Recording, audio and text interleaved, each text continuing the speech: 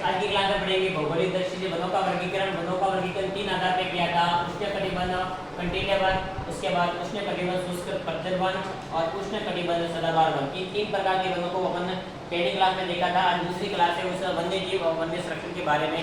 तो आज इस वनों के बारे में अपन बिल्कुल गहराई के साथ में पढ़ेंगे, उनकी विशेषता पढ़ेंगे, कौन कौन से वन पाए जाते हैं, क्या इनकी विशेषता, इसके बारे में अपन पढ़ेंगे।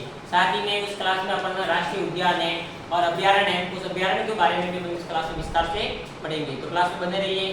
क्लास अच्छी लगे तो अधिक से अधिक शेयर करें। साथ में चैनल पर अगर नए हो तो आप लोग चैनल को सब्सक्राइब करें। देखिए अपन क्लास स्टार्ट करते हैं। पहला है उष्णकटिबंधीय कंटीले वन। उष्णकटिबंधीय कंटीले वन होते हैं वे वन जो राजस्थान के शुष्क व अर्ध शुष्क जो भाग है, जैसे सूखे वाले इलाके हैं, उन सूखे वाले इलाकों में ये वन पाए जाते हैं। जैसे कि कौन कौन से शुष्क व अर्ध शुष्क क्षेत्र है, जैसे कि अपन देखते हैं राजस्थान के पश्चिमी भाग वाला क्षेत्र है। जैसे अपन राजस्थान का जो मैप देखते हैं, जैसे मान लीजिए राजस्थान का अपने मैप बना लिया और राजस्थान की पश्चिमी दिशा है, जैसे पश्चिमी दिशा वाले जो क्षेत्र में ये शुष्क व अर्ध शुष्क भागों में ये वन पाए जाते हैं। ये वन कंटीले वाले वन होते हैं, कांटेदार वन होते हैं। कैसे होते हैं? कांटेदार वन होते हैं, छोटी छोटी झाड़ियां होती है, इस प्रकार के वन होते हैं, इसलिए उसको कंटीले वनों का नाम दिया गया है। कौन कौन से क्षेत्र में पाए जाते हैं? देखिए बीकानेर, चूरू, जैसलमेर, बाड़मेर, नागौर, जोधपुर, सीकर, झुंझुनू, जालौर आदि जिलों में ये वन पाए जाते हैं। कहाँ पाए जाते हैं?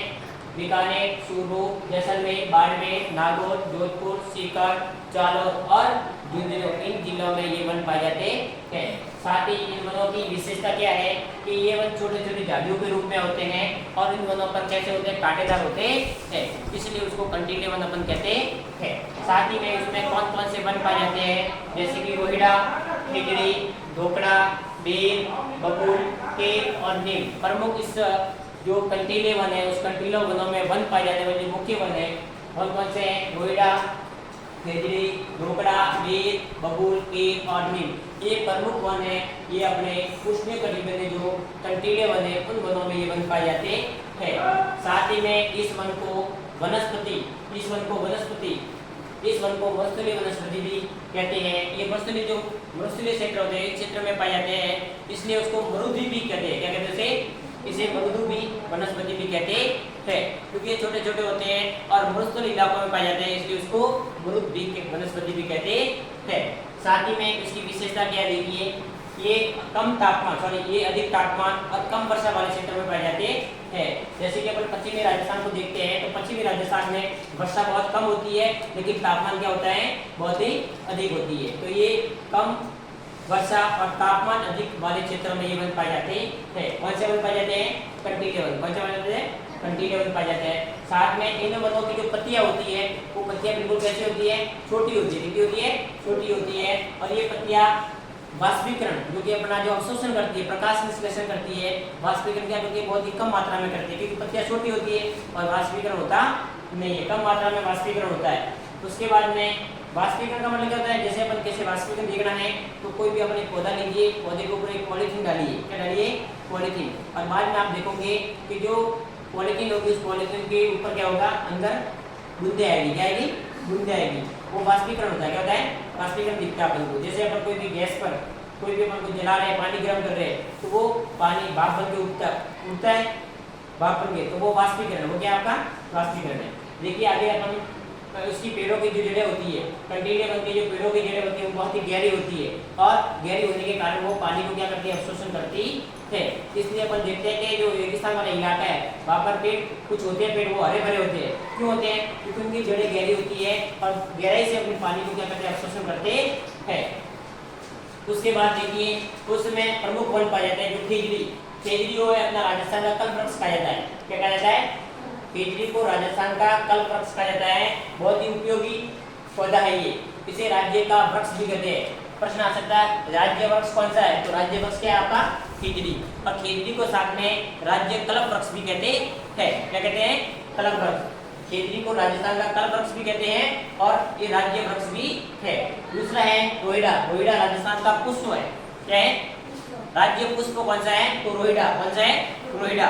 उसमें साथ में जो ये उष्णकटिबंधीय क्षेत्र है उसमें एक सेवन घास पाई जाती है। कौन सी घास? सेवन घास पाई जाती है। वो बहुत ही पौष्टिक घास है। कौन सी घास है? पौष्टिक घास है मनुष्यों के लिए। और ये सेवन घास है, ये जैसलमेर क्षेत्र में पाई जाती है। तो गाइस अपन ने पहला देखा कंटिन्यू वन, दूसरा इसमें देखेंगे अपन उष्णकटिबंधीय शुष्क व पतझड़ वन। बच्चा देखेंगे उष्णकटिबंधीय शुष्क पतझड़ वन। उष्णकटिबंधीय शुष्क पतझड़ वन में क्या होता है, ये वन मानसूनी वन कहते हैं। इस वनों को क्या कहते हैं, इस वनों को मानसूनी वन भी कहते हैं। जो मतलब उष्णकटिबंधीय शुष्क पतझड़ वन है, इन वनों को कौन सा वन कहते हैं, मानसूनी वन कहते हैं।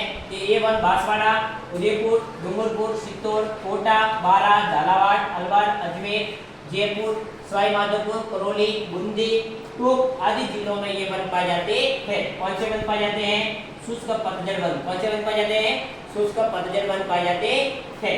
उसके बाद में इसमें मुख्य वन कौन कौन से पाए जाते हैं, उसमें मुख्य वन पाए जाने वाले कौन कौन से हैं, सागवान, बरगद, तेंदू, झालर, महुआ, गुलर, धोक, खाक, चाल, सीताफल, बांस, आंवला और आम और नीम, शीशम आदि प्रमुख वन इन पतझड़ जो वन है उन वनों में ये वन पाए जाते हैं। उष्णकटिबंधीय शुष्क पतझड़ वन है, इनमें प्रमुख पाए जाने वाले ये वन है। इसमें सागवान है, बरगद है, तेंदू है, सालर है, महुआ है, गुलर है, धाक है, खाक है, चाल है, सीताफल है, बांस है, शीशम है और आंवला है और नीम। ये प्रमुख वन शुष्क जो पतझड़ वन है इन वनों में पाए जाते हैं। साथ ही में उसकी विशेषता देख लीजिए पतझड़ वनों की। इसकी विशेषता ये होती है कि इन वनों की जो लकड़ियां होती है वो लकड़ियां कैसी होती है, मजबूत होती है। कैसी होती है, मजबूत होती है। और ग्रीष्म काल में ये पत्तियां क्या कर देते हैं, गिरा देते हैं, इसलिए उसको पतझड़ वन कहते हैं। आपने देखिए ग्रीष्म काल में जो पत्तियां होती है, सारे पेड़ों की पत्तियां क्या होती है, गिर जाती है, इसलिए उसको पतझड़ वन कहते हैं। उसके बाद में नेक्स्ट आपका वन आता है, वो आता है अर्ध शुष्क अर्ध उष्णकटिबंधीय सदाबहार वन। कौन सा है, अर्ध उष्णकटिबंधीय सदाबहार वन। या तीसरा वन है, ये वन सदैव हमेशा हरे भरे रहते हैं। जो सदाबहार वन है उष्णकटिबंधीय अर्ध उष्णकटिबंधीय सदाबहार वन है, ये हमेशा हरे भरे रहते हैं और इसलिए उसे अपन सदाबहार वन भी कहते हैं। इसे कौन सा वन कहते हैं, सदाबहार वन कहते हैं। और ये सदाबहार वन राजस्थान में कहाँ पाए जाते हैं, आबू कहाँ पाए जाते हैं, माउंट आबू में पाए जाते हैं। जो आबू पर्वतीय क्षेत्र है उस आबू पर्वतीय क्षेत्र में पाए जाते हैं। साथ ही में इन ये वन होते हैं, ये पहाड़ी वाले इलाके होते हैं, उन पहाड़ी वाले इलाकों में पाए जाते हैं। और साथ ही में उसमें मुख्य वन पाए जाने वाले कौन कौन से वन है, तो देखिए एक तो बांस है, एक सागवान है। प्रमुख जो सदाबहार वन है वो कौन सा है, एक तो बांस होता है, एक होता है सागवान। ये हमेशा हरे भरे रहते हैं, इसकी पत्तियां झड़ती है लेकिन पीछे के पीछे पत्तियां आती रहती है। ऐसा नहीं कि पूरा पेड़ झड़ जाता है, इसमें झड़ता नहीं है। बाकी पेड़ आपने देखा होगा नीम वगैरह, उनकी पूरी पत्तियां क्या रहती है, झड़ जाती है, लेकिन सागवान की पत्तियां एक झड़ती है दूसरी क्या रहती है, इसलिए उसको अपन सदाबहार वन कहते हैं। तो गाइस ये अपन ने तीन वन देखे, उष्णकटिबंधीय में कटिबंधीय वन, दूसरा अपना था उष्णकटिबंधीय शुष्क पतझड़ वन और तीसरा है अर्ध उष्णकटिबंधीय सदाबहार वन। उसको अपन ने डिटेल से पढ़ा। साथ ही में अपन देखेंगे उसमें राष्ट्रीय उद्यान। राजस्थान में प्रमुख 3 राष्ट्रीय उद्यान पाए जाते हैं। कौन कौन से 3 राष्ट्रीय उद्यान है, एक तो है केवलादेव राष्ट्रीय उद्यान, दूसरा है आपका रणथंभौर राष्ट्रीय उद्यान और तीसरा है मुकुंदरा हिल्स राष्ट्रीय उद्यान। तो देखिए जो केवलादेव राष्ट्रीय उद्यान है ये भरतपुर जिले में पाया जाता है। और किसके लिए फेमस है, यहाँ पर कौन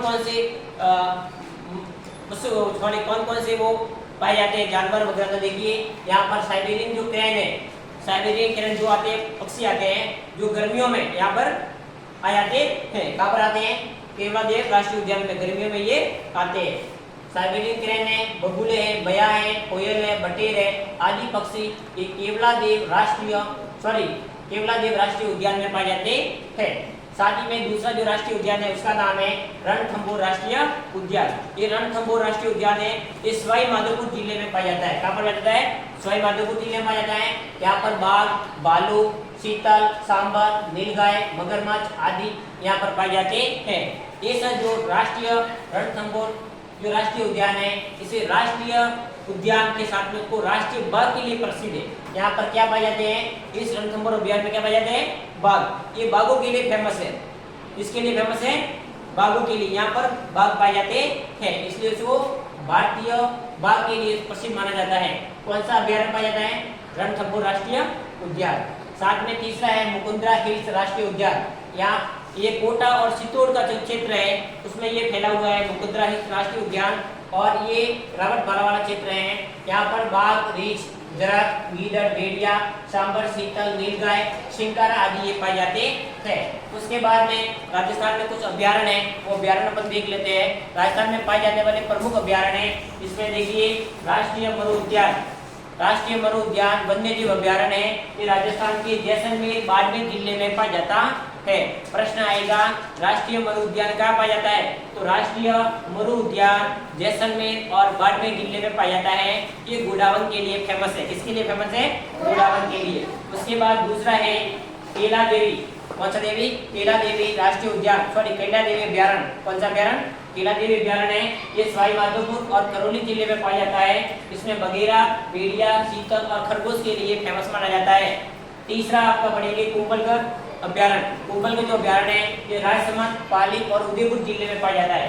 ये 3 जिलों में फैला हुआ है, राजसमंद, पाली और उदयपुर। इसमें बाघ, भालू, शिंकारा और नीलगाय पाए जाते हैं।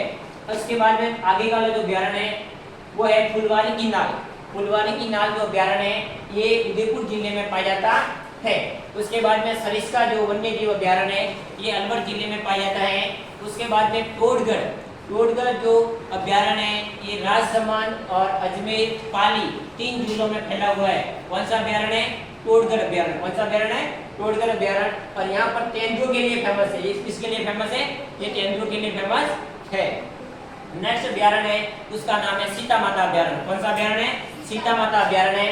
ये सीता माता अभ्यारण्य ये प्रतापगढ़, चित्तौड़ और उदयपुर जिले में फैला हुआ है। 3 जिलों में फैला हुआ अभ्यारण्य है। और यहाँ पर उड़न गिलहरी के लिए फेमस है।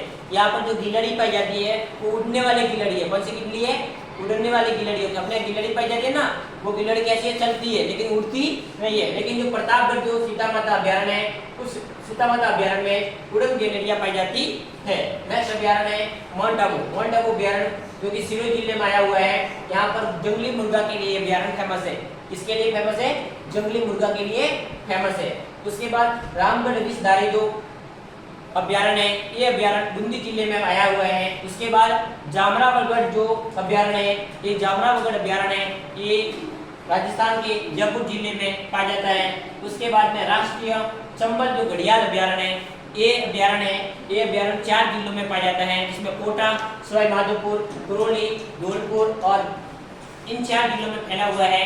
इसके साथ में यहाँ पर प्रमुख जो पाए जाने वाले जो जानवर है इसमें घड़ियाल है। ये घड़ियाल के लिए फेमस माना जाता है। साथ ही में कुछ और अभ्यारण्य जैसे जवाहर सागर अभ्यारण्य जो कि कोटा, बूंदी और चित्तौड़ में पाया जाता है। उसके बाद ये बंद बठेरा जो वन्य जीव अभ्यारण्य है ये भरतपुर जिले में पाया जाता है। उसके बाद भैंसरोड वन्य जीव अभ्यारण्य है ये। उसके बाद में बरसी वन्य जीव अभ्यारण्य प्रमुख ये राजस्थान में पाए जाने वाले अभ्यारण्य जो आज की क्लास में अपन ने देखा। साथ में अपन देखेंगे अपना जो राज्य पशु है उसका नाम है शिंकारा। क्या नाम है, शिंकारा। राज्य पशु कौन सा है, शिंकारा। उसके बाद में एक और अपना है उसका नाम है राज्य जो पशु है उसको पालतू पशु के नाम से जानते हैं, उसे कहते हैं ऊंट। क्या कहते हैं, ऊंट। उसके बाद में कुछ और है देखते हैं अपन, जैसे कि वन्य जीव संरक्षण। क्या देखते हैं, वन्य जीव संरक्षण। वन्य जीव संरक्षण नीति है जो कि 1952 में आई थी। कब आई थी, 1952 में। और अपने जो कुल भूभाग है उस भूभाग के 33% भाग पर, कितने परसेंट भाग पर, 33% भाग पर ये वन क्षेत्र होना चाहिए। तो गाइस आज की क्लास में इतना ही था। वीडियो अच्छा लगे तो अधिक से अधिक वीडियो को शेयर करें और साथ ही में चैनल को सब्सक्राइब भी करें। धन्यवाद, जय हिंद।